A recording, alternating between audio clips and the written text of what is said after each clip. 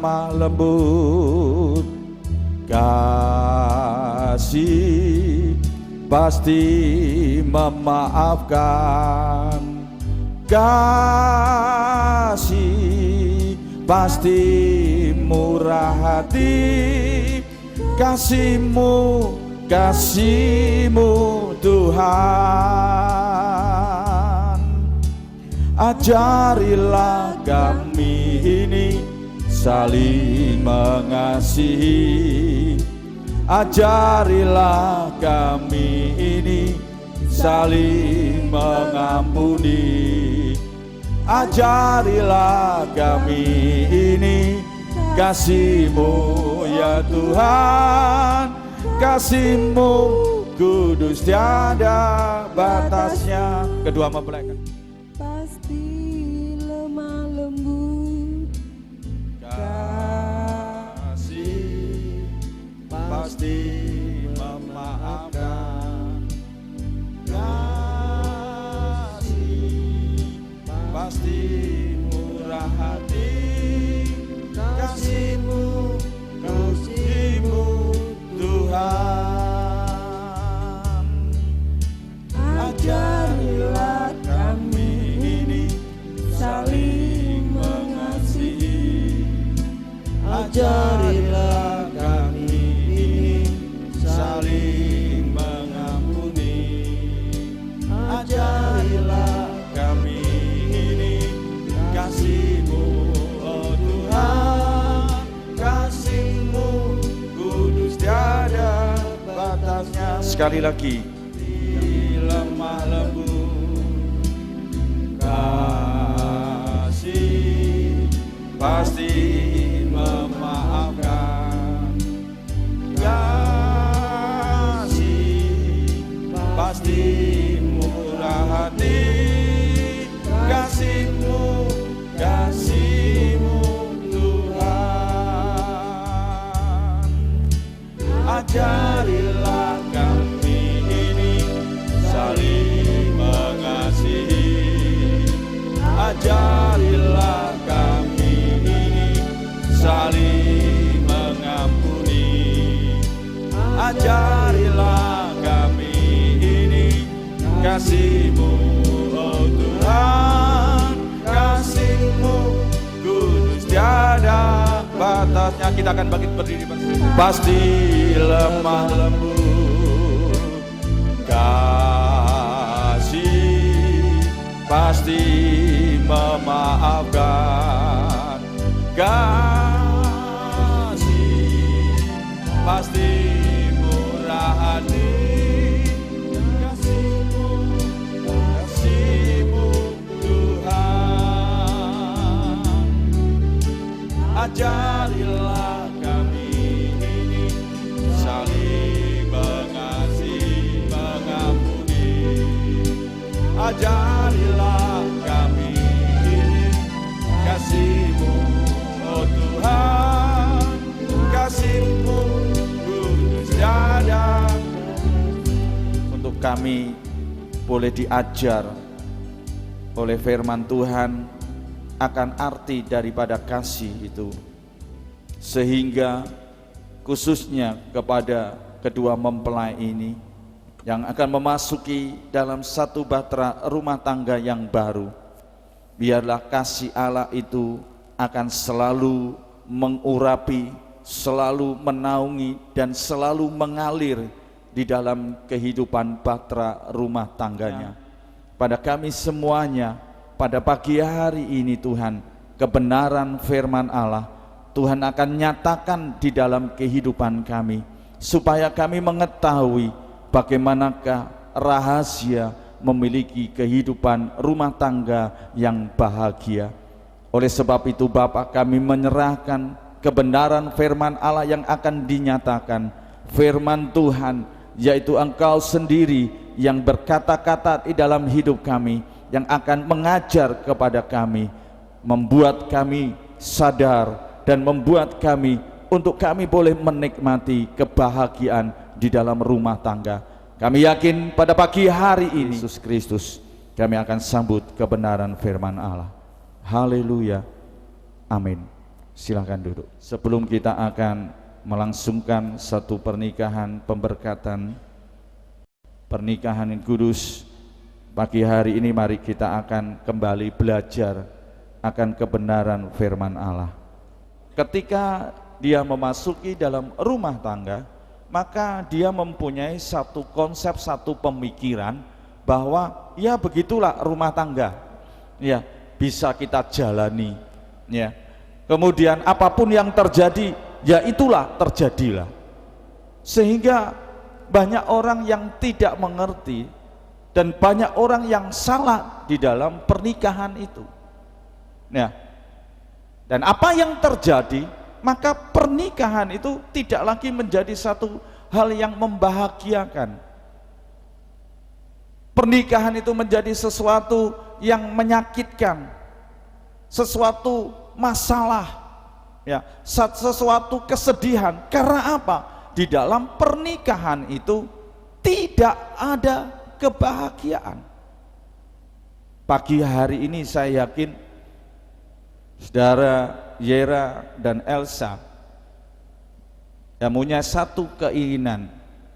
Ketika berpacaran, dia mengambil satu keputusan untuk masuk di dalam satu pernikahan. Dan tentunya yang diharapkan adalah dalam satu rumah tangga, pernikahan itu menjadi satu pernikahan yang membahagiakan. Ketika awal dalam konseling saya mengatakan, Mas dan Mbak, kenapa Anda memutuskan untuk menikah? Ya. Tahukah ketika Anda menikah nanti ada sesuatu yang tidak pernah kamu bayangkan, yang tidak pernah dipikirkan di dalam perjalanan hidup pernikahan itu. Kenapa orang menikah itu enggak bahagia? Iya toh? Enggak bahagia, saya katakan tidak bahagia seperti apa? Coba saja katakan. Saya lebih enak, lebih senang kalau pacaran. Kalau pacaran itu seneng terus, happy terus. Iya toh? Enggak ada orang pacaran itu kemudian tukaran begitu. Ya kalau cekcok terus, pasti pacaran itu akan berakhir. Ya, yang muncul adalah yang seneng-seneng, yang enak-enak saja. Walaupun hatinya dongkol, mewangkel, ya toh, ketemu pacarnya pasti aman-aman, guyu terus. Ya. Tapi kalau sudah menikah, bisa enggak? Saya katakan, kenapa? Ketika kita masuk di dalam pernikahan, firman Tuhan mengatakan 2 jadi 1. Ya. Nah ini loh, 2 jadi 1, 2 pemikiran untuk kita jadikan 1 ini tidak mudah.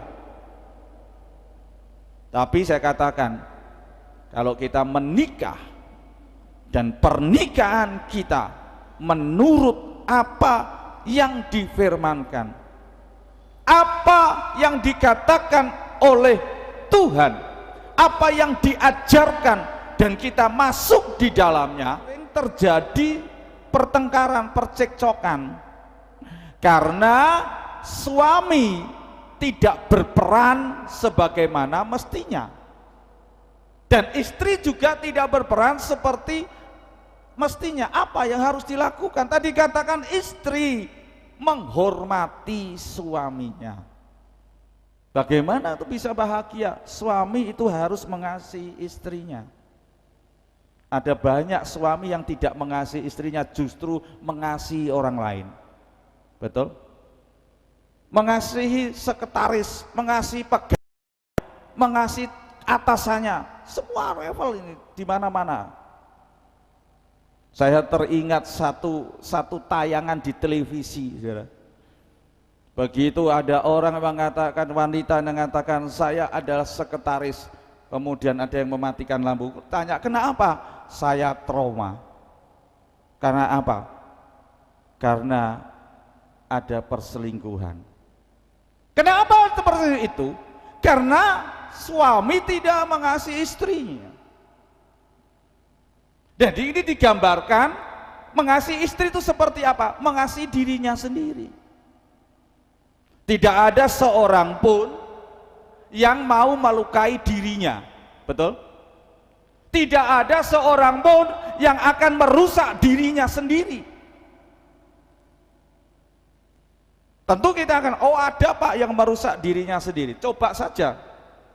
Adakah kita yang normal saja, kemudian kita ambil pisau, kemudian kita menoreh-noreh tubuh kita? Tidak ada. Betul? Orang yang menoreh-noreh tubuhnya itu adalah orang yang stres. Benar nggak? Saya nangani anak stres, saudara. Dia ambil yang namanya cutter. Dia mulai silet tangannya. Saya katakan, ngapain kamu harus itu? Kita tangani, ternyata stres. Iya toh. Dan ketika kita tangani dan selesai, katakan, ayo gimana? Ayo kamu mau ini? Silet. Coba toreh lagi. Enggak Pak. Loh kenapa? Enggak mau Pak, sakit. Iya toh. Itu ketika apa? Waras, ketika sadar. Nah demikian juga rumah tangga yang bahagia, fungsi daripada suami itu harus mengasihi istrinya, ya, seperti dirinya sendiri. Wong digigit nyamuk saja, nyamuknya ditamplek kok, betul enggak? Iya, betul enggak? Enggak mulu, iki lho wis PPN wis cokot-cokoten gitu, enggak mungkin, ya. Nyamuknya ganti balas mati. Nah, demikian juga saudara. Kalau saudara Yera ingin menikmati rumah tangga yang bahagia, perhatikan istri, kasihi seperti dirimu sendiri. Kalau istri diperlakukan, dicintai, saya yakin istri itu dia akan nyeleweng. Nah Pak, yang nyeleweng banyak kok Pak. Perhatikan kenapa terjadi penyelewengan. Tadi dikatakan ada sesuatu pasti. Cintanya bagaimana? Perlindungannya seperti apa? Betul? Kalau cintanya tidak seperti mencintai diri sendiri, kalau perlindungannya tidak seperti melindungi diri sendiri, itu juga masalah. Kalau kita memiliki kasih yang agape, tadi katakan kasih ilahi itu, tentunya kita akan menjadi rumah tangga yang bahagia. Betul? Sebab itu pada calon mempelai, kepada kedua mempelai ini perhatikan, ya, betul. Nanti kalau sudah mulai punya anak, berubah pasti. Iya. Iya, kalau sudah banyak berkatnya berubah nanti pasti. Tapi perubahan itu tidak akan memberikan kepada kita satu apa? Hal yang merubah dalam kasih kita. Nah, ada beberapa faktor penyebab hilangnya kasih.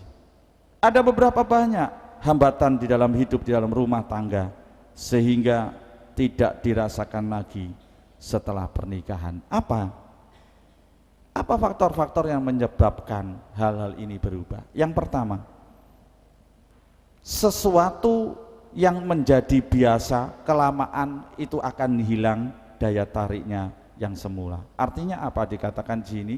Sesuatu itu kita katakan lama-lama itu akan berubah, dan kemudian sesuatunya itu akan merubah daya tarik. Seperti tadi katakan, kalau pacaran masih muda ganteng, bodinya seperti gitar katanya, ya tahu, cek gitu. Tapi lama kelamaan nggak gitar lagi, tapi apa? Guling. Ya toh. Kalau sudah guling gimana? Apakah kita mengatakan, engkau tetap istri saya, itu tetap kan? Iya saudara. Nah ini loh yang berubah. Oleh sebab itu mari kita akan lihat di dalam kehidupan kita ini, jangan sampai kita berubah daya tarik kita. Nah biasanya sesuatu yang baru itu memiliki satu daya tarik yang luar biasa, yang sangat kuat. Betul nggak? Sesuatu yang baru itu punya daya tarik. Coba aja dalam semua aspek, khususnya di dalam rumah tangga ini, itu akan menjadi daya tarik yang luar biasa, yang membawa kita apa? Berubah, bosen nanti. Nah, demikian juga cinta atau kasih itu sangat dipengaruhi oleh ketertarikan fisik. Apakah kamu masih tertarik? Apakah kamu masih kagum dengan pasanganmu? Ya, itu loh, perhatikan. Dan katakan, Mas Yera itu menang. Iya, menang sekarang. Nah, coba ini belum ada masalah. Nanti kalau sudah masalah, Betul, tahu-tahu kok berubah